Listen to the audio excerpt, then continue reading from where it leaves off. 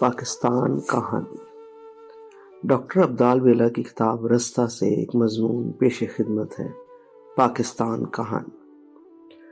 کشتی بیچ دریا میں آئی تو ہچکولے کھانے لگی۔ پتہ نہیں دریا میں کوئی بھنور تھا، ڈوبنے لگی۔ پاکستان دور تھا، ہماری چیخیں بھی نہیں نکل رہی تھی۔ سب سہم گئے، سب پر لرزہ طاری ہو گیا۔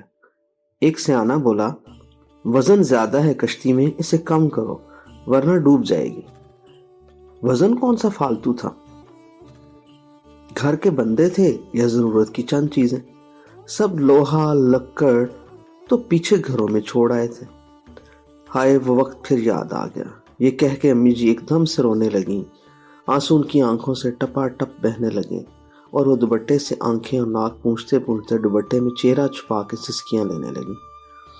کیوں امی جی کو تنگ کرتے ہو تم لوگ؟ بڑے بھائی جان نے مجھے ڈانٹا۔ سارا قصور میرا تھا۔ ہر سال 14 اگست کی رات میں امی جی کے بستر پر چڑھ کے بیٹھ جاتا اور کہتا، امی جی پاکستان کیسے بنا تھا؟ اس کی کہانی سنائیں۔ امی جی میری بات سن کر میرا سر اپنی گود میں لے لیتی اور میرے سر، ماتھے اور گردن پر ہاتھ پھیرتے پھیرتے خاموش کچھ دیر بیٹھی رہتی۔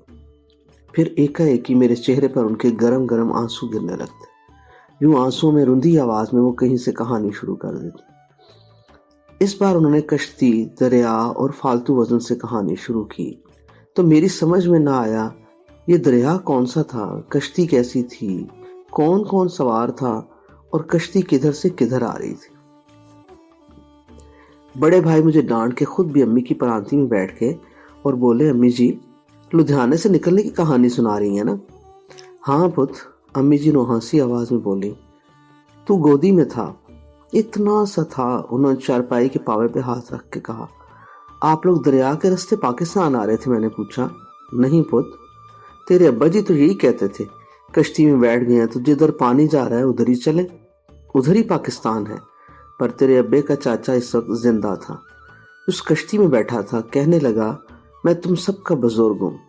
آج اگر تمہارا باپ زندہ ہوتا تو اس کی بات نہ مانتے؟ وہ نہیں ہے تو میری سنو۔ میں کہتا ہوں کیمپ میں چلو، وہاں ٹرین لگے گی اور اس پہ چلیں گے پاکستان۔ بس پت، اس کی بات میں آ گئے۔ کیمپ دریا پار تھا، دریا چوڑا تھا، بیچ کہیں کوئی بھنور تھا، اس میں کشتی پھنس گئی۔ ہائے، آدھی رات کا وقت تھا، اندھیری رات تھی، تاروں کی لو تھی، کشتی کے ہلورے میں نے ساری عمر نہ دیکھے تھے۔ بیڑی میں پہلے کبھی بیٹھی ہی نہ تھی۔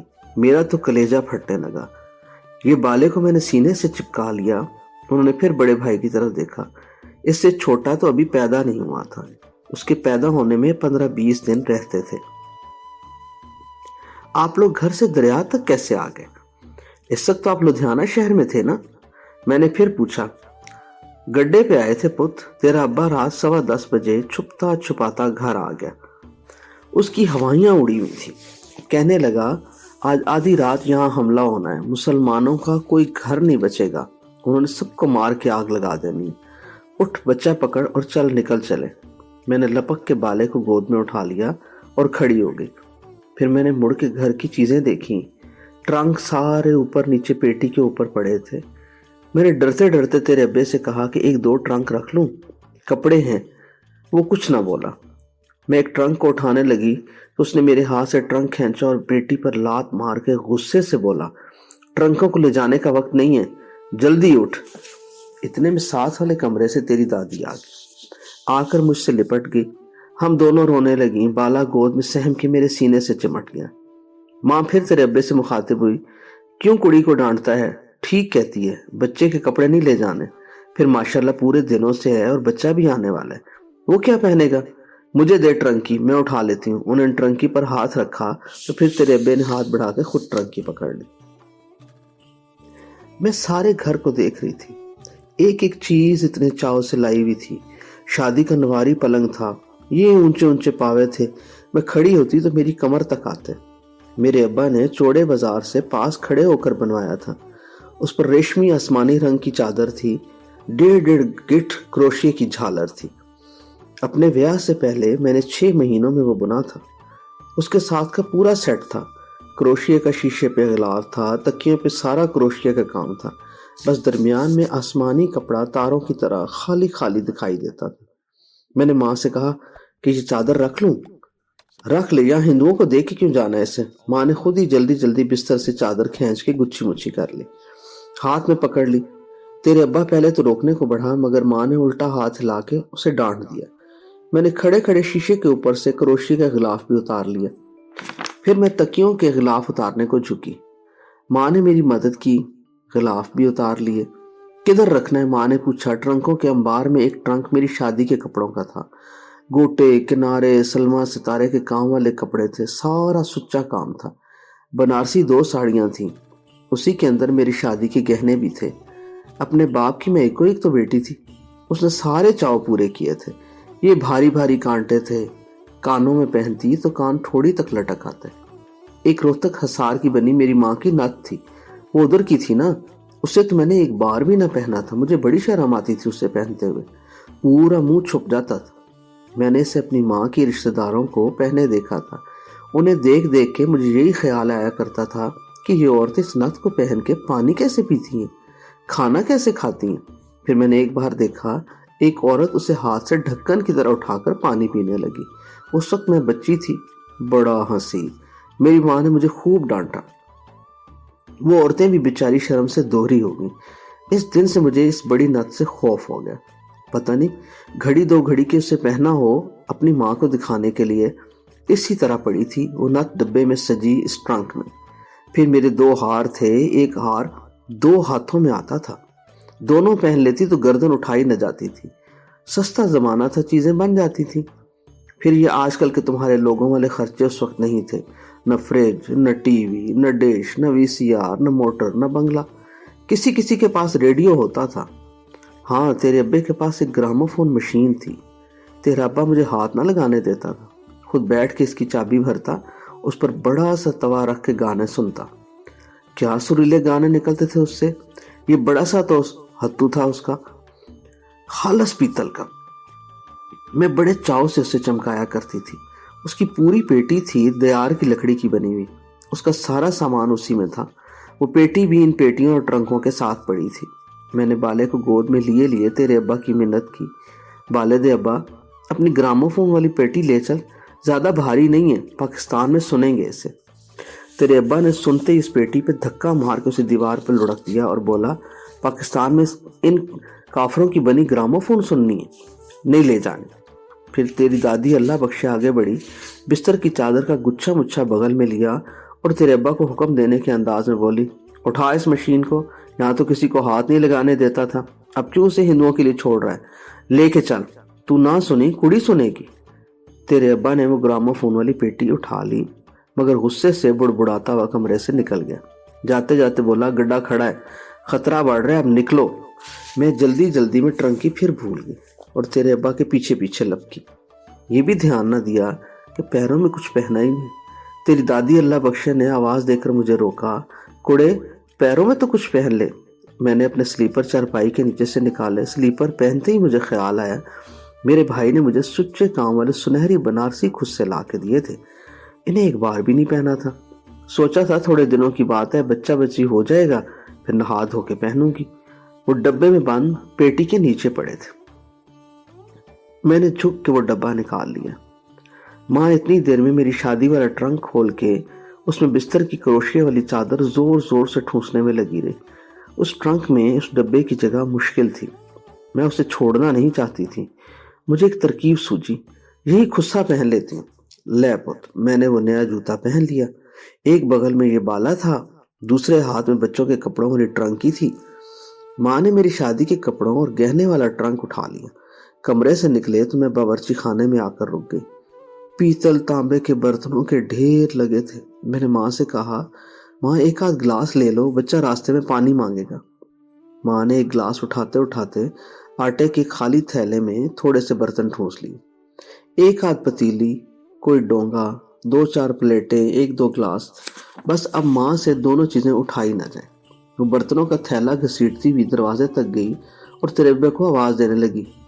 تیرا ابا جلدی سے اندر آیا۔ ہاں، اونچی نہ بول، وہ بولا۔ پھر ماں نے اشارے سے اسے وہ تھیلا اٹھانے کو کہا اور خود ٹرنک کو کھینچتی ہوئی چلنے لگی۔ تیرے ابا نے دونوں اٹھا لیے اور بولا خدا کے لیے اب نکل آؤ، باقی لوگوں کو بھی لینا ہے ان کے گھروں سے، دیر ہو گئی ہے، خطرہ بڑھ رہا ہے۔ میں تو تیرے ابا کے پیچھے پیچھے نکل گئی۔ ہائے، اس دہلیز سے باہر نکلتے ایک دم سے میرے آنسو نکل گئے۔ میں اس دروازے کو پکڑ کے کھڑی ہو گئی، دروازے کی چوکھٹ پہ اپنا ماتھا رکھ کے بڑا روئی۔ تیرے ابے نے اندھیرے میں میرا بازو پکڑ لیا اور میرا سر اپنے سینے پہ رکھ کر مجھے بچوں کی طرح چپ کراتے ہوئے بولا، نہ رو، اس گھر اور اس کے سامان کی فکر نہ کر، اللہ نے ہمیں پاکستان دے دیا ہے، ایسے 1000 گھر میں اس پر قربان کر دوں، چل اب چلیں۔ پھر دروازے سے نکل کے پیچھے جھانک کے تیرے ابا نے ماں کو دیکھا، وہ ایک ہاتھ میں پیتل کا لوٹا اٹھائے اور دوسرے میں جزدان میں لپٹا ہوا قرآن پاک سینے سے چپکائے گھر سے نکل کر دروازے کی دہلیز پر آ کر بیٹھ گئی اور رونے لگی۔ تیرا ابا بولا، ماں جی چلیں؟ ماں بولی، پت ٹانگوں میں جان نہیں رہی، تھوڑا رو کے دل ہلکا کر لینے تھے، دیکھ قرآن کو سینے سے لگایا ہے، یہی دل کو طاقت دے گا۔ تیرا ابا ماں کے کندھے پکڑ کے اسے اٹھاتے ہوئے بولا، ماں تو جدھر جا رہی ہے وہ ملک ہی قرآن ہے، وہی ہمارا مکہ ہے، وہی مدینہ ہے، تو دل تگڑا رکھ، اللہ نے ہمیں پاکستان دے دیا ہے، اس سے بڑی کیا نعمت ہو سکتی ہے؟ ماں بولی، ہاں پتر تو ٹھیک کہتا ہے۔ پھر ماں اٹھتے اٹھتے قرآن کو سینے سے لگائے لگائے چومنے لگی، اسے چومتی جاتی اور کہتی جاتی، یہ سارا اس کا کرم ہے، میرے اللہ کا کرم ہے، جس طرح اس نے ہمیں قرآن کی نعمت دی ہے اسی طرح پاکستان بھی دے دیا ہے، چل پتر اب لے چل پاکستان، کہیں بوڑھی ہڈیوں کو یہیں راہ میں نہ پھینک دینا۔ وہ پھر رونے لگی۔ تیرے ابا نے ماں کا سر اپنے سینے سے لگا لیا اور دونوں بازوں سے ماں کو بچوں کی طرح چپکا لیا۔ جو وہ ماں کو ساتھ چپکائے چپکائے چلتا گڈھے تک لایا اور کندھوں سے پکڑ کے ماں کو گڈھے پہ بٹھا دیا۔ میں بھی چڑھ گئی، گڈھا چل پڑا۔ گڈھے میں تیرے ابا کے اور بھی رشتہ دار بیٹھے تھے، عورتیں تھیں، بچے تھے، 2-3 مرد بھی تھے۔ وہ گڈھے کے ساتھ ساتھ سڑک پر چل رہے تھے۔ سڑک پہ اندھیرا تھا، ایسی خوفناک خاموشی تھی اس رات کہ ہمیں اپنا سانس بھی شور مچاتا ہوا دکھائی دیتا تھا۔ ارد گرد دیکھنے کو کچھ نہیں تھا، گھروں میں اندھیرا تھا، مجال ہے جو کہیں کسی کھڑکی میں بتی جلتی ہو، کہیں کہیں اندھیرے میں انسانوں کی آنکھیں چمکتی تو ہمیں بھیڑیوں کی آنکھیں لگتی، ہمارا خون خشک ہو جاتا۔ تیرے ابا کے پاس لاٹھی تھی، وہ بھی انہوں نے گڈھے میں چھپا کے رکھی تھی۔ ہمیں سچی بات ہے کہ تیرے ابا کا ہی آسرا تھا، ساری طاقت ہی اس سے تھی، وہ اکیلا 10-15 آدمیوں سے تگڑا تھا، بس خطرہ تھا کوئی بندوق والا نہ راستہ روک لے۔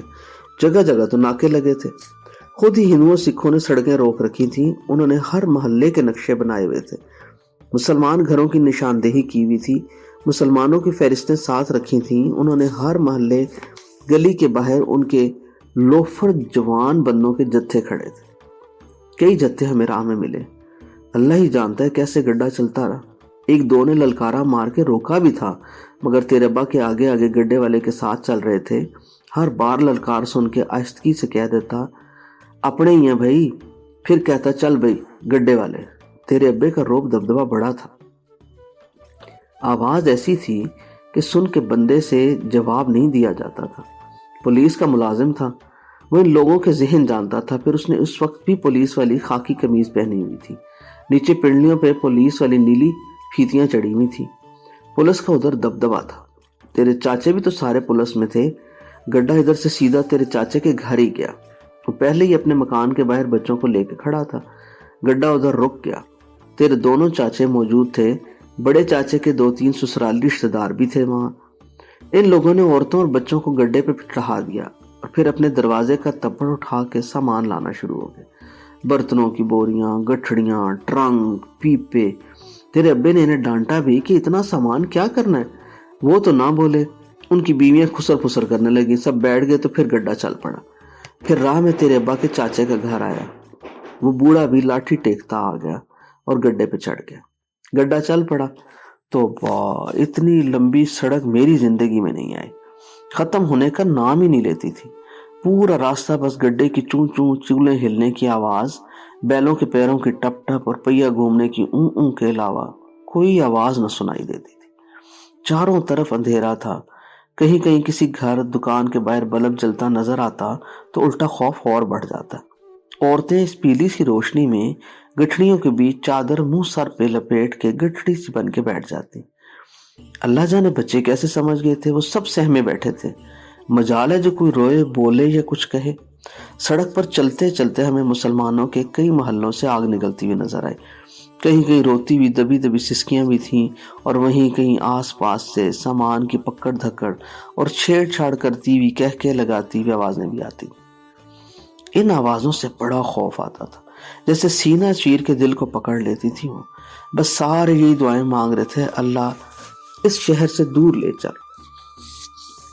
دیکھ، اسی شہر میں پل کے جوان ہوئے تھے، وہیں پیدا ہوئی تھی میں، وہیں ہندوؤں سکھوں کی لڑکیوں کے ساتھ اسکول جاتی تھی۔ ہمارا تو گھر بھی عین ہندوؤں کے محلے میں تھا۔ شہر سے باہر نکلنے لگی تو گھنٹہ گھر چوک سے جو میرے ابا کے گھر جاتی تھی وہ سڑک آ گئی، چوڑا بازار۔ اسے دیکھ کے میں بڑا روئی۔ اللہ جانے میرے ابا، میرے بھائی، میری ماں کدھر ہوں گے۔ تیرے ابا ایک دن پہلے ادھر گیا تھا، آ کے کہنے لگا وہ ٹرین سے نکل گئے، گھر ان کا بلوائیوں نے لوٹ لیا ہے۔ اوپر گیلری کی لکڑی والی محرابوں سے دھواں اٹھ رہا تھا۔ میں کیسے یقین کر لیتی کہ وہ چلے گئے ہیں، جب گھر ہی جل گیا وہ کہاں بچے ہوں گے۔ بڑا روئی۔ تیرے ابا نے قسمیں کھائیں کہ بند گلی کے تمہارے پڑوسی دوبندر سنگھ پولیسیے سے پوچھا، اس نے اپنی آنکھوں سے دیکھا تھا، وہ سارے بچ کے نکل گئے، ساتھ کچھ نہیں لے جا سکے۔ میرے ابا کا تو منڈی میں بڑا کاروبار تھا، گرجا گھر چوک کا چودھری تھا وہ۔ گھر میں سونا چاندی پیتل تانبے کے ڈھیر تھے۔ ان کا گھر تو ظالموں نے پہلے لوٹا ہوگا۔ گھنٹہ گھر چوک پہ میں بڑا روئی۔ پھر گڈھا جی ٹی روڈ پر مڑ گیا۔ وہ سڑک شہر سے باہر جا رہی تھی، میرا شہر پیچھے سر کے جا رہا تھا۔ مجھے اس شہر کی ایک ایک گلی یاد آ رہی تھی۔ میں تو خود بچپن میں اپنے ابے کا کھانا لے کر دکان پر جاتی تھی۔ پھر سکول جانے لگی تو ابا میرے لیے پھل تھیلیوں میں بھر بھر کے میرے سکول آتا تھا۔ لے، میں نے کیا وہ کھانے تھے، گھر پھلوں کے ڈھیر لگے رہتے تھے۔ تیرا نانا کاروبار ہی پھلوں کا کرتا تھا، مجھے تو اپنے سارے گھر سے پھلوں کی خوشبو آتی رہتی تھی۔ لے، اسی سے دل بھرا رہتا تھا۔ میری اسکول کی سہیلیاں بڑا مجھ پر رشک کرتی تھیں کہ تیرے ابا کی تو منڈی میں پھلوں کی دکان ہے، تو بہت پھل کھاتی ہوگی۔ کھاتی تھی، پر کتنا کھا سکتا ہے آدمی، الٹا اور چٹپٹی چیزیں کھانے کو جی چاہتا رہتا تھا۔ میری ماں چپکے سے میرے بستے کی باہر والی چھوٹی جیب میں کبھی 1 پیسہ کبھی 2 پیسے ڈال دیتی تھی، وہی ختم نہیں ہوتا تھا۔ 1 پیسے سے چاٹ، دہی بھلے، گول گپے، میٹھی املی، پاپڑیاں سب لے کے کھا لیتی تھی۔ سستا زمانہ تھا، جب امتحان میں پاس ہوتی تو 54 ملتی۔ میری سہیلیاں اپنے پاس ہونے سے زیادہ میرے پاس ہونے کی دعائیں کیا کرتی تھی۔ میں اس 54 سے سب کو رجا دیتی تھی۔ پھر میرا ابا پھلوں کی ٹوکریاں لاگستانیوں کو بھجوا دیتا تھا۔ اسکول میں جب میرے ابا پھل لے کر آتے تو مجھے کہہ دیتے یہ اپنی سہیلیوں کو کھلا دو۔ میری گلی کی سہیلیاں تو ساری ہندو سکھ تھیں، گلی ہی کا اسکول تھا، سب انہیں کو کھلا دیتی تھی۔ ہائے، ان کے بھائیوں نے میرے ابا کا گھر لوٹ لیا، جلا دیا۔ امی پھر رونے لگی، ہم ہنسنے لگے۔ امی جی، اب تو پرانی بات ہوگی، اب کیوں روتی ہیں آپ؟ وہ کہتی، پت، دکھ کبھی پرانا نہیں ہوتا، جب بھی یاد آئے تو اسی طرح تازے کا تازہ ہی ہوتا ہے۔ مجھے تو ابھی تک وہ لمحہ یاد ہے جب گڈھا میرے ابا کے گھر کی طرف جاتی چوڑے بازار والی سڑک کو چھوڑ کے چوک گھنٹہ گھر سے دریا کو جاتی سڑک پر مڑ گیا تھا۔ میں تو گردن موڑ موڑ کے اسی چوک کو دیکھتی رہی۔ اندھیرا تھا، پھر بھی ہمارے گھر جاتا راستہ دکھائی دیتا تھا۔ وہ تو آنکھوں میں آنسو آ گئے۔ میں نے دوپٹے سے آنکھیں پونچھیں تو وہ منظر نظر سے اوجھل ہو گیا۔ میں پھر بھی دیکھتی رہی۔ میں تو اسی شہر کی تھی، تیرے ابا تو جلندھر کے تھے، ان کا گاؤں جلندھر میں تھا، لدھیانے تو یہ نوکری کرتے تھے۔ 5 میں سے 4 بھائی پولیس میں تھے، چاروں ہی اسی ضلع میں تھے۔ تیرا سب سے چھوٹا چاچا امرتسر رہ گیا، اس کی ٹولی آ گئی۔ درمیان والا ایک چچا تیرا کلکتے گیا ہوا تھا، اس کی بھی کوئی خیر خبر نہ تھی۔ بس یہ 3 بھائی وہاں رہ گئے تھے، تینوں ساتھ تھے۔ تیری دادی تو اپنے ان 2 بیٹوں کا سوچ سوچ کے آدھی رہ گئی تھی۔ کیا کرتی، کس سے کہتی؟ اب خیر سے میرے بیٹے جوان ہیں تو مجھے اس کا غم سمجھ میں آتا ہے۔ امی یہ کہہ کے ہم بھائیوں کے سروں پر پیار سے ہاتھ پھیرنے لگتی اور ہمارے ماتھے چومنے شروع کر دیتی۔ بس پتر، اللہ نے وہ وقت گزار دیا۔ دریا تک کیسے پہنچے آپ لوگ؟ پتر، کیا پوچھتے ہو، کیا بتاؤں؟ ایک ایک لمحہ ہک پر تلوار کی نوک کے نیچے سے رکھ رہا تھا۔ اپنی نبض تک سنائی دیتی تھی۔ سڑک پر مسلمانوں کی لاشیں پڑی تھیں، کسی کا پیٹ کھلا تھا، کسی کی گردن کٹی، الگ سڑک کے کنارے مٹی میں پڑی تھی۔ 2-3 बार तो हमारे गड्ढे का पहिया इन लाशों के ऊपर से गुजरा। हाय वो हशकोले, तुम्हें कैसे बताऊं, कैसा जवान था। अल्लाह जाने वो किस माँ का लाल होगा। तेरी दादी तो हर लाश को देख के अपने दोनों बेटे ढूंढती थी। उसे क्या पता था अमृतसर और कलकत्ता लुधियाने से कितनी दूर है। वो बेचारी एक बार अपने गांव से निकल के इस शहर में आई थी, वो भी तेरे दादा के मरने के बाद। जब शहर पीछे रह गया तो दादी तेरे बाप से कहने लगी, फजलदीन एक बार मुझे अपने बाप की कब्र दिखा दे। तेरा बाप माँ से कहने लगा, माँ जी वो तो माओ म्यूवाल में है, हम उधर नहीं जा रहे, पाकिस्तान जा रहे हैं। माँ रो पड़ी, बोली, पुत्र पाकिस्तान के रास्ते में माओ म्यूवाल नहीं आता। मैं गड्ढे पर बैठी बैठी फातिहा पढ़ लूंगी, बस एक बार उधर से हो चल। तेरा बाप गड्ढे के साथ साथ चलता अपनी माँ से लिपट गया। पता नहीं वो रोया भी होगा। वो रोता नहीं था। मैंने सारी उम्र इसकी आंख में गम का आंसू नहीं देखा। हाँ, अपने बाप की बात तो उसकी आंख नम हो जाती थी। दूसरा, वो किसी नात को सुनकर रो देता था। हजूर पाक सल्लल्लाहु अलैहि वसल्लम का नाम सुनकर भी उसकी आंख रो पड़ती थी। यही देखती आई थी मैं। इन दिनों देखने लगी कि पाकिस्तान का नाम लेकर भी उसकी आंखों में आंसू उतर आते थे। तेरा बाप जुनूनी था, जिस काम में लग जाता बस उसी का होके रह जाता। इन दिनों उस पे पाकिस्तान सवार था, बस पाकिस्तान बनाना है। पाकिस्तान बनाने की खातिर उसने अपनी नौकरी बर्बाद कर ली। इन जालिमों ने सारी रिपोर्टें उसकी लिख ली, उसे तरक्की ना दी। उसका काफिया तंग किए रखा। वो तो तेरा बाप कानून का कीड़ा था, एक एक कानून याद था, बड़ा ही लायक था, मुकाबला करता रहा। नौकरी वो अंग्रेज की करता था, पर काम वो पाकिस्तान के लिए करता था। वहां इसलिए कुछ ना बनाया कि यहाँ कौन सा रहना है, यहाँ के इसलिए कुछ ना बनाया कि ये तो अपना पाकिस्तान है। मैं भी इसे लूटना शुरू कर दूं जो उसकी खातिर अपने बाप की कब्र भी छोड़ आया है, खाली हाथ है। ले देख, 40 साल उसने पुलिस की मुलाजमत की, एक कच्चा कोठा भी नहीं बनाया उस शख्स ने। तुम बच्चों को याद होगा क्या था हमारे घर में।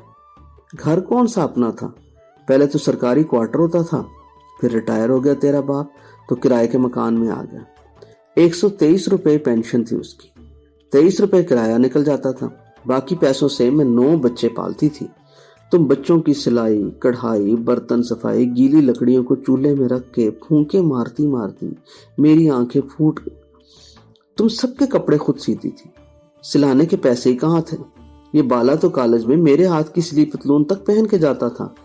कॉलेज में कहाँ अम्मी, इंजीनियरिंग यूनिवर्सिटी में भी वही पहनता रहा हूँ, बड़े भाई बोले। हाँ देख, इन्होंने फिर बड़े भाई को अपने बाजू में लपेट लिया। इस बेटे ने हमारा बड़ा साथ दिया। तुम्हारा बाप रिटायर हो गया तो ये इंजीनियर बन गया, फिर तू डॉक्टरी पढ़ता रहा, छोटा पायलट बन गया, सारे काम अल्लाह ने संवार दिए। तो अम्मी जी ये तो मकाम शुक्र है, आप रो क्यों रही हैं। मैं बोला, बेटा मैं शुक्र में ही तो रोते हैं, अल्लाह का बड़ा करम है, बहुत करम है। पर बेटा जब तुम सब छोटे छोटे थे हमने बड़ा मुश्किल वक्त गुजारा। तेरे अब्बा और मुझे बस एक ही जुनून था कि बच्चों को पढ़ाना है, कुछ बनाना है। था हमारे पल्ले कुछ नहीं, ऊपर से तेरे बाप को हराम की कमाई की लत नहीं थी। बस सारी उम्र पुलिस में रह के भी तनख्वाह पर गुजारा किया। मैं भी कुछ ना बोलती थी, पर मुझे समझ नहीं आती थी कि घर चलाऊं कैसे। तेरे बाप की सरकारी पतलून पुरानी हो जाती तो उससे बाले की पतलून बना देती। ये इन्हीं पतलूनों से कॉलेज और यूनिवर्सिटी जाता रहा। इसकी पतलून सीट से और पांचों से फट जाती तो मैं इसे काट के छोटे की पतलून बना देती। वो घिस जाती तो उससे छोटे की निकर बन जाती। तेरे अब्बा की नीली जुराबें जब घिस जाती तो उन्हें मैं खोल लेती। वो ऊन की बनी होती थी। इस ऊन के साथ डीएमसी का धागा मिला के मैं तुम बच्चों के स्वेटर बना देती। कमीज भी इसी तरह से सीती। कॉलर घिस जाते, फट जाते तो मैंने उल्टा देती। कपड़े का रंग खत्म हो जाता, उसे दोबारा रंग देती। बच्चों इस तरह तुम्हें पाला है, हमारे पास कुछ भी नहीं था। मैं हांडी रोक लेती थी पकाना, पर तुम्हारी पेंसिल, कलम, कागज कभी नहीं रोके थे। जो मेरी इक्का दुक्का बालियां, मूर्तियां, अंगूठियां और सोने के हार थे वो तुम बच्चों की फीसों में निकल गए। वो तो शुक्र है कि तुम बच्चों ने अच्छे नंबर लिए, वजीफे मिल गए तुमको, अल्लाह ने हाथ पकड़ लिया, हमें मंजिल तक पहुंचा दिया। आज अल्लाह ने तुम सबको सब कुछ दे दिया है, पर बेटा हम मियाँ बीवी की जिंदगियां इस दिन के लिए गीली लकड़ी की तरह सुलग सुलग के जली हैं। तेरा अब्बा तो ये बहारें भी ना देख सका, बेचारा मर गया। अम्मी फिर जोर जोर से रोने लगी। हम सब बहन भाई इन्हें थपथपाने लगे। कोई पांव दबाने लगा, कोई हाथों में उनके हाथ लेकर सहलाने लगा। मेरी बहन उनका माथा चूमने लगी। अम्मी रोते रोते बोली, बस मुझे तेरे बाप का ख्याल आता है, वो सारी उम्र लड़ता ही रहा। पहले पाकिस्तान बनाने के लिए लड़ता था, यहाँ पाकिस्तान आया तो पाकिस्तान के लिए जीने लगा, तुम सबके लिए जीने लगा। वो तो गड्ढे का बैल था, सारी उम्र उसने दम ही नहीं लिया, इसलिए बुढ़ापे में उसे दमे की बीमारी हो गई, बेचारा दमे से मर गया। वरना इस इंसान को कोई बीमारी खत्म नहीं कर सकती थी। देख, जब मरा है तुम्हारा बाप, क्या था उसके पास? एक गज जमीन भी नहीं थी इसकी इस पाकिस्तान में, ना कोई घर न दर, किराए के मकान में वो मरा। घर में भी क्या था, इसने 2-4 चारपाइयों के अलावा कुछ बनाया ही नहीं था। मैं तो सारी उम्र उससे लड़ती रही कि तेरी हलाल की कमाई इतनी थोड़ी क्यों है कि जिससे पांव नंगे रहते हैं। वो कहता ये थोड़ी जरूर है, पर इसकी बरकत अगली नस्लों में चलेगी। ठीक कहता था, अल्लाह बख्शे तेरा बाप। मैंने यहाँ बड़े बड़े करोड़पति देखे हैं पुत्र, वो लोग हमें देखना गवारा नहीं करते थे। आज वही तुम बच्चों के लिए अपनी बेटियां उंगलियों से लगाए हमारे घर के चक्कर लगाते हैं, रिश्ते मांगते हैं। कोई आकर मुझसे कहता है कि अपने फलां बेटे से हमारी सिफारिश कर दे। कोई अपने बेटे को नौकरी दिलवाने तुम्हारे पास पहुंच जाता है। कोई आके बाले की परांती बैठ जाता है। बेटा, ये सब उसी का करम है। पता नहीं कैसे इसने हमें कहां से कहां पहुंचा दिया। हम लोग तो, सच्ची बात है, इस रात लुधियाने से निकलते हुए सारे कलमे पढ़ चुके थे कि बस जितनी लिखी थी वो पूरी हो। इस वक्त बस एक तमन्ना थी कि अल्लाह पाकिस्तान के रास्ते पे ले आया है तो पाकिस्तान पहुंचा देना। अगर जिंदा नहीं रहते तो हमारी लाशें जरूर पाकिस्तान ले जाना। इस वक्त पाकिस्तान हमारे लिए मक्का और मदीना से ज्यादा मुकद्दस था। मक्का और मदीना के नाम लेकर तो हम अपनी उंगलियां आंखों से चूमते थे, मगर पाकिस्तान का नाम लेकर हम आंखें हमारे होंठ चूमती थी। आंखों से आंसू निकल के पाकिस्तान का लिया नाम भिगो देते थे। तुम बच्चे नहीं समझ सकते पाकिस्तान हमारे लिए क्या चीज थी उस वक्त। आपने उस वक्त तक पाकिस्तान का कोई इलाका नहीं देखा था। हम में से किसी ने अम्मी जी से पूछा, वो बोली, ले मैं कहाँ लुधियाने से बाहर गई थी, तेरे अब्बा कई बार लाहौर आ चुके थे। मैंने कभी कभी बड़ी अकीदत से पूछना, बाले दे अब्बा आप तो लाहौर गए हुए हैं ना, कैसा है हमारा पाकिस्तान? वो कहते, ले मैंने कहाँ पाकिस्तान का लाहौर देखा है, वो तो अंग्रेज का लाहौर था जहाँ कई बार गया। अब तुम लोगों के साथ ही पाकिस्तान देखूंगा अल्लाह ने चाहा तो। देखना कैसा देश दिया अल्लाह ने हमें। वहाँ अल्लाह का राज होगा, उधर कोई भूखा नहीं सोएगा, वहाँ कोई मांगता तुम्हें नजर नहीं आएगा। वहाँ हर खाने वाला 40 घर इधर 40 घर उधर देख के खाने का नवाला मुंह में डालेगा। न तुम्हें वहाँ ये खबर कहीं मिलेगी कि किसी की घर चोरी हो गई, किसी ने किसी को लूट लिया, न वहाँ कोई बुराई होगी। और तुमने किताबों में सहाबा कराम रजी अल्लाह ताला अन्हु का जमाना पढ़ा है ना, बस वो दौर होना है। वहाँ सब रिस्क के हलाल कमाने वाले बंदे होने हैं उधर। ले आधी सदी होने लगी इस मुल्क में आकर एक वही अल्लाह का बंदा मैंने ऐसा देखा जो पुलिस की वर्दी में रह के भी तनख्वाह के 350 में हर महीने घर लाता था। ठीक कहता था, मैंने तो उसी को देखना था। बाहर कहीं हो ना हो, उसने अपने इस 1.5 कमरे के सरकारी क्वार्टर को जरूर पाकिस्तान बनाए रखा। पर बेटा मैं सोचती हूँ तेरे अब्बा पर क्या बीतती होगी जब वो यहाँ आके भी चोरों को ही पकड़ता रहा। खुद खत्म हो गया, चोर खत्म नहीं। बेचारा तेरा बाप उधर लुधियाने में कहता था, इन काफरों ने मेरी तरक्की रोक दी। कहते हैं मैं पाकिस्तान का एजेंट हूँ, पाकिस्तान के लिए खुफिया काम करता हूँ। हाँ करता हूँ, मुझे पहुंच जाने दो पाकिस्तान, देखना इन्हीं रिपोर्टों में मुझे तमगे मिलेंगे। हाय हाय, उसे क्या पता था कि वही रिपोर्टें यहाँ भी खरे सिक्के की तरह चलती रहेंगी। उसकी लुधियाने की फाइल यहाँ आ गई और उसे पढ़ के यहाँ वालों ने भी उसकी तरक्की रोक दी कि तरक्की कैसे दें, रिपोर्टें खराब हैं पिछली। किसी एक ने भी पिछले और अगले वक्त का फर्क देखा ही ना। वही जय किशन प्यारे लाल सोडी राम का कलम यहाँ भी राज करता रहा। अम्मी जी फिर रोने लगी। मुझे याद आ गया, जब मैंने कमीशन लिया तो मेरी यूनिट में मेरे तरह सारे डॉक्टर थे। मैं नया कॉलेज से निकल के गया था, सिंगल था, सारे सिंगल ऑफिसर किसी न किसी फौजी मैस में रहते थे। हमारे अफसरों को एक यूनिट मैस के साथ जोड़ रखा था। पहली शाम जब मैं मैस में खाना खाने गया तो दरवाज़ा पार करते ही मेरे कदम डोल गए। मेरे सामने दीवार पे ब्रासों से चमकते सुनहरी पीतल के लफ्ज़ों में लिखा था, फातेह मैसूर, बटालियन और उसके नीचे एक बड़ी सी पेंटिंग सजी रखी थी, जिसमें एक मरे हुए शेर की गर्दन पे एक अंग्रेज अफसर बड़े क्रोफर से एक हाथ में लंबी सी बंदूक थामे और दूसरा हाथ कमर में दिए अपना बायां पांव बड़े बूटों समेत शेर की गर्दन पे रखे खड़ा था, और शेर के सर पे टीपू सुल्तान का चेहरा बना हुआ था। कमरे के चारों अतराफ एक ही साइज और एक जैसे चमकते फ्रेमों में इस यूनिट के कमांडिंग अफसरान की तस्वीरें थी, जो किसी अंग्रेज लाट साहब से शुरू होके उस वक्त के अफसर आला तक थी। उस वक्त मेरी समझ में नहीं आ रहा था कि मैं कहाँ हूँ, किस जगह हूँ, किस जमाने में हूँ। मैं हैरानी से अपने कन्नों को देख रहा था कि कहीं इन पे अभी तक रॉयल ब्रिटिश आर्मी के फूल तो नहीं है। मगर ये अंग्रेज के जाने के 23 साल बाद की बात है। बाद में भी कुछ अरसा मुझे इस मैस के खाना खाने पड़े।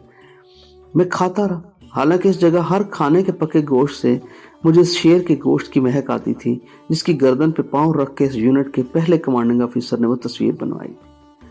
अम्मी जी रोने लगी तो हम सब उनका दिल बहलाने लगे। कुछ ने इधर उधर की बातें शुरू कर दी कि शायद अम्मी जी का ध्यान बढ़ जाए, मगर वो तो जैसे गुजरी हुई एक एक बात दोबारा सुन रही थी, एक एक लम्हा दोबारा गुजार रही थी। अम्मी जी, आप दरिया तक कैसे पहुंची? बस पुत्र, अल्लाह ले गया। हमारी वदी हुई थी, हम पहुंच गए, वरना राह में दिया सलाई का कारखाना आ गया। वो शहर से बाहर था, पक्की सड़क के दोनों तरफ अंधेरा था। दूर दिया सलाई के कारखाने के बाहर ऊंचे बड़े गेट पे बिजली का बल्ब जल रहा था। गड्ढा होले होले उसी तरह जा रहा था। बिजली की रोशनी में हमें दूर ही से सिखों का एक जत्था वहां खड़ा नजर आ गया। सब ने सरों पे मुंडासे मारे हुए थे, हाथों में किरपानें थीं, कुछ ने छबियां पकड़ी हुई थी। इनकी कमर से किरपानें बनी थी, कुछ ने तलवारें निकाल के हाथ में उठाई हुई थी। सब मुसल्ला थे और बहुत थे। फिर क्या बेटा? गड्ढा उसी तरफ जा रहा था। पहले तो गड्ढे में से किसी ने कहा, रोक लो गड्ढा, पीछे मुड़ चलो। तेरा बाप गुर्राया, नहीं चलते रहो गड्ढे वाले। गड्ढे वाला भी बेचारा मुसलमान था, तेरे बाप का जानने वाला था, मोहब्बत में चला आया था, वरना इन दिनों 2-4 पैसों के लिए कौन अपनी जान गंवाता था। तेरा बाप गड्ढे के आगे हो गया, तेरे दोनों चाचे गड्ढे के दोनों तरफ हो गए। सब ने गड्ढे के अंदर रखी अपनी अपनी बर्छी लाठी पे हाथ रख लिया। हमसे बोले, कोई फिक्र ना करे, हमें मारे बगैर कोई गड्ढे को हाथ नहीं लगा सकता। फिर तेरा बाप आहिस्तगी से बोला, अल्लाह है और हमारे साथ है, हम 10 को मार के मरेंगे। कोई औरत फिक्र ना करे, इन हिंदुओं सिखों में मरने की शक्ति नहीं है, इंशाल्लाह कोई गड्ढे तक नहीं आएगा। ऐसा ही हुआ। सारा जत्था देखते का देखता रह गया। तेरा बाप और उसके दोनों भाई गड्ढे को इनमें से बाल की तरह निकाल के ले गए। उन्होंने रोका नहीं। रोका क्यों नहीं? गड्ढा जब दिया सलाई के कारखाने के गेट के करीब पहुंचा तो उन्होंने ललकारा मारा, रोक लो गड्ढा, गड्ढे वाले। ललकारा इतना खौफनाक था कि गड्ढे वाले को गड्ढा रोकने की भी हिम्मत ना हुई। बैल खुद ब खुद रुकने लगे। वो भी इंसान की तरह आंख कान रखते हैं, अकल भी होगी अल्लाह ने दी उनको। सहमे हुए तो थे ही वो। सारा रास्ता उन्होंने पूंछ तक ना हिलाई थी। सहम गए वो जानवर बेचारे। पर तेरा बाप गड्ढे के आगे आगे चलता रहा। चलते चलते रुके बगैर मुड़ के कारखाने के दरवाजे पे खड़े जत्थे की आंख में आंख डाल के कड़क के बोला, ये गड्ढा नहीं रुकने वाला, पुलिस वालों का गड्ढा है ये, चलता रहा गड्ढे वाले। बस गड्ढे वाले ने बैलों को हंकारा मारा, वो भी शेर हो गए, पहले से भी तेज कदम उठाने लगे। सच्ची बात है, तेरे बाप के कहे हुए अल्फाज में इस उजाड़ हैबत ज़दा खामोश अंधेरे और थोड़ी सी पीली रोशनी में गोली की तरह कड़के थे। अल्लाह जाने जत्थे वालों को डर हो गया कि उनके पास बंदूकें हैं या कोई पिस्तौल है। वैसे भी तेरे एक चाचे ने खाकी निकर की जेब में कुछ इस तरह हाथ दिया हुआ था कि देखने वाले को लगे अंदर पिस्तौल है। पिस्तौल बेचारे के पास था नहीं, पर पिस्तौल की डोरी थी, वो उसने गले में डाली हुई थी और उसका कंडा छली के सिट्टे में परोया हुआ था। ऊपर जेब पे बड़े रोब से हाथ रखा हुआ था। फिर तीनों भाई चाल इस तरह रहे थे कि देखने वाला ही उनसे डर जाता था। गड्ढे पे औरतें सारी सहमी बैठी थी। बस एक तेरी पुप्पी थी, वो अपने भाइयों की तरह 6 फुट ऊंची थी, वो भी बर्छी ले के बैठी थी। दिया सलाई कारखाने से पहले जब माँ ने कहा कि रोक लो गड्ढा और वापस मोड़ लो, तो बोली, ना माँ, जाने दे। फिर तेरे बाप को मुखातिब करके बोली, भाई तुम तीनों में से कोई लड़ते हुए गिरा तो मैं उतर आऊंगी, मेरे पास बर्छी है, तुम लोग चलते रहो, मैं इनमें से एक को भी गड्ढे पर नहीं चढ़ने दूंगी। वो तो शेरनी की तरह बोलती थी। उसने बर्छी गोद में रखी हुई थी, एक हाथ मेरे कंधे पर था, दूसरा माँ की पुश्त पे। सच्ची बात है, तेरी फूफी और उसकी बर्छी ने हमें बड़ा हौसला दिया। मैंने तेरी फूफी के गले लग कर रोते हुए सिकसकती आवाज में ये कह दिया था, बहन देख, तेरे भाइयों को कुछ 19-20 हो गया तो मुझे उनके हाथ न जाने देना। बर्छी तेरे पास है, ये लोग बहुत सारे हैं, अगर ये रोके न गए तो उनके गड्ढे पे चढ़ने से पहले तुम इस बर्छी से मुझे मार देना, मुझे जिंदा न पकड़े जाने देना। उसने ये सुन के मुझे बहुत जोर से अपने सीने से लगा लिया, रोई, एक बूंद आंसू भी नहीं, शेरनी की तरह गुर्राई और बर्छी अपनी गोद से उठा के हाथ में पकड़ ली, दांत भींच के होले से बोली, बीबी तू ना डर, इन काफिरों के लिए तो मैं अकेली काफी हूँ। आज तो मेरे 3 वीर साथ हैं, तू क्यों डरती है? तू उन्हें नहीं जानती, मैं जानती हूँ। तीनों इकट्ठे लड़े तो पूरा पिंड मूंदा कर सकते हैं, इन्हें यही काम तो आता है। तू बेखौफ होकर बैठी रहे। अल्लाह जानता है ऐसा ही हुआ। इतने सारी सर थे हिंदुओं और सिखों के, किसी को हिम्मत नहीं हुई कि रास्ता रोके। गड्ढा चलता रहा, चलता चलता दरिया के किनारे पहुंच गया। वहां एक बड़ी सी कश्ती पहले से खड़ी थी, तेरे बाप ने पूरा इंतजाम किया हुआ था, वहां सारे चढ़ गए कश्ती पे। दरिया के किनारे तक गड्ढा चला गया, नहीं पैदल चलना पड़ा। गड्ढे से सामान उतार लिया, बच्चे उतार लिए, औरतें उतर गईं, वो सारी तो गांव की थी, तेज तेज मर्दों के साथ चलती गई। मैं सबसे पीछे थी। एक तो मैं कच्चे रास्तों से न वाकिफ, ऊपर से अंधेरा, तीसरा खौफ, फिर गोद में बच्चा साथ पूरे दिनों से, हाथ में ट्रंकी, सर पे एक गठड़ी और पैरों में नए बनारसी जूते। नए जूते काटते थे, 2 कदम चल के ही मेरे पैर उन्होंने जख्मी कर दिए। गस गस गहरी मिट्टी की धूल थी वहां, फिर कहीं एकदम से टिब्बे आ जाते, कहीं गारा होता, सारा ऊंचा नीचा रास्ता था। मर्द सारे आगे आगे काले हैलों की तरह जाते नजर आ रहे थे। तेरा बाप तो सबसे पहले भाग के कश्ती किनारे लगवाने चला गया था। कश्ती लगवा के वापस भी आ गया, फिर बाकियों के बच्चों को कंधों पर बिठा लिया। वो बड़े बच्चे थे, ना अंधेरे में चल सकते थे, ना किसी और से उठाए जाते थे। तेरा बाप तो जिन था। मेरे साथ अम्मा थी, तेरी दादी, हमसे थोड़ा आगे तेरी फूफी थी, उसने बैल जितना सामान उठाया हुआ था। ये 2-2 गज लंबे कदम उठाती थी वो, मगर मेरी और अम्मा की खातिर बार बार रुक जाती थी। उसने मेरे हाथ से ट्रंकी भी ले ली। मैंने बेस्तीरा कहा, ना रहने दे हाजरा, तेरे सर पे इतना बड़ा गड्ढे जितना गट्ठड़ है, तू कैसे संभालेगी? मगर उसने वो ट्रंकी अपने बाएं अंगूठे में परो के सर के ऊपर दोनों हाथों से फिर गट्ठड़ संभाल ली। जब मुझसे इस सुच्चे तिल्ले वाली बनारसी जूती से चला ना गया तो मैंने एक पे दूसरा पैर मार के वो जूतियां ही उतार दी, वहीं कहीं दलदल मिट्टी में रह गई। मेरा भाई बनारस से लाया था उन्हें, ले देख, पहननी नसीब ना हुई। चल शुक्र है पहुंच गए दरिया किनारे। दरिया के पास से तो वैसे ही खौफ आता था, ये ठाठे मारता हुआ सतलज था, इतना चौड़ा, अंधेरे में इसका दूसरा किनारा नजर ही ना आता था। तारों की थोड़ी थोड़ी लो थी, इससे वो और भी खौफनाक लगता था। किनारे पे कश्ती खड़ी थी, सब इसमें सामान रख रहे थे, बच्चों को उठा उठा के बिठा रहे थे, औरतों को सहारे से चढ़ा रहे थे। वहीं तेरे बाप और उनके चचा में बहस होने लगी।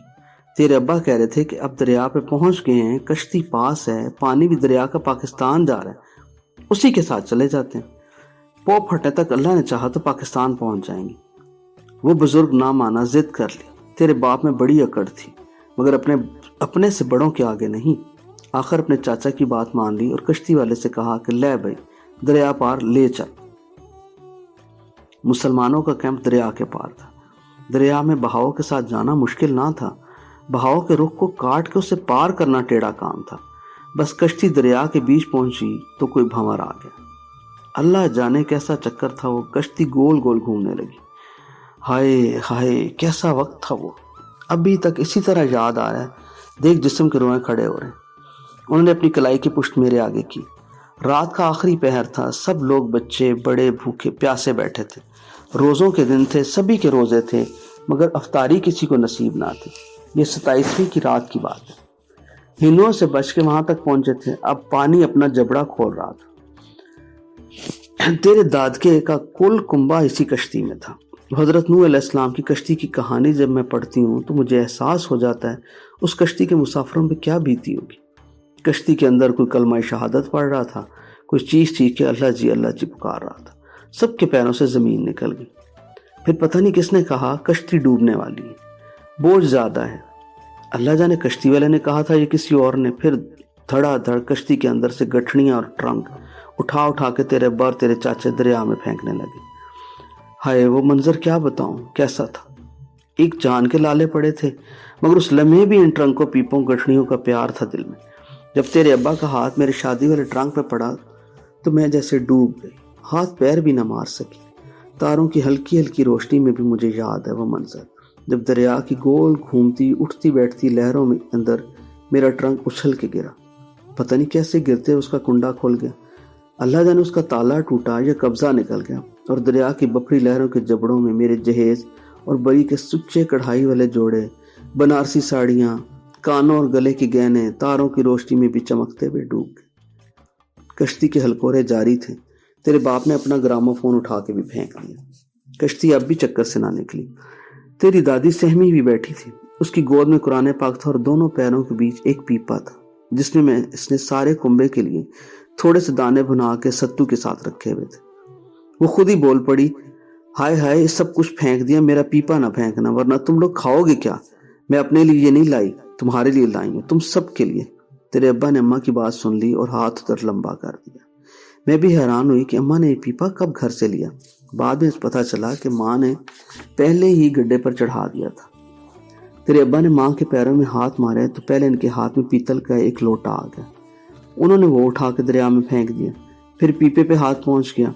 माँ ने बथीरा जब्बा डाला, मगर तेरे अब्बा ने वो पीपा भी खींच लिया और अपनी माँ से बोला, माँ सबकी सलामती इसी में है कि अपने हिस्से का रिस्क सबके लिए कुर्बान कर दे,